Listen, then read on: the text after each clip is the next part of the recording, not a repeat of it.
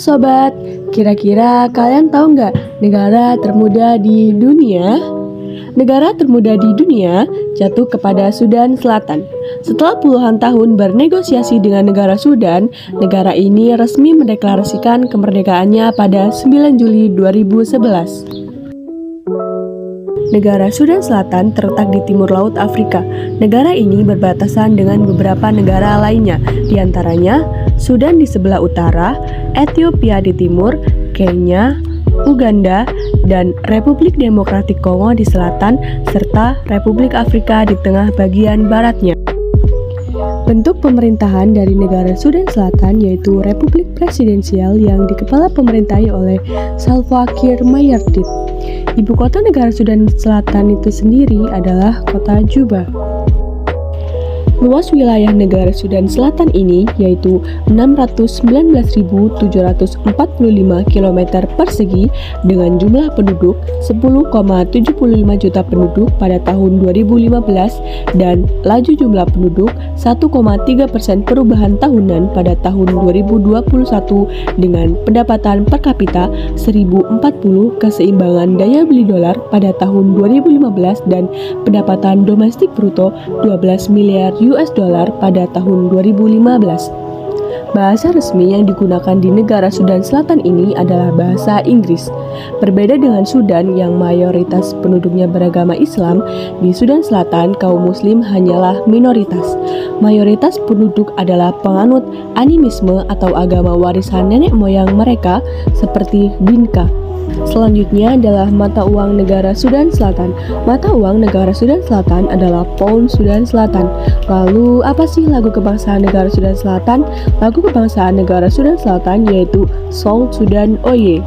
Negara Sudan Selatan ini termasuk ke dalam negara berkembang.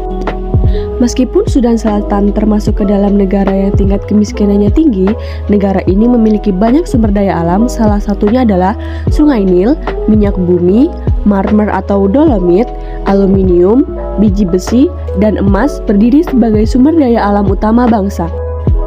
Minyak bumi menjadi sumber daya alam yang paling banyak mendorong perekonomian negara ini. Tapi sayangnya investor luar negeri mendominasi sektor ini. Jadi ya sama saja. Sudan Selatan lebih dari 50% penduduk tidak memiliki akses ke pelayanan kesehatan karena pemerintah hanya mengalokasikan 2,6% dari anggarannya untuk pelayanan kesehatan. Karena hal inilah banyak warga yang bergantung pada organisasi non-pemerintah atau LSM untuk kebutuhan pelayanan kesehatan mereka. Seperti Dokter Without Borders, yaitu gerakan yang didedikasikan untuk memberikan bantuan medis secara global, dan pada tahun 2019, Dokter Without Borders memiliki 19 lokasi proyek yang menyebar di seluruh daerah Sudan Selatan.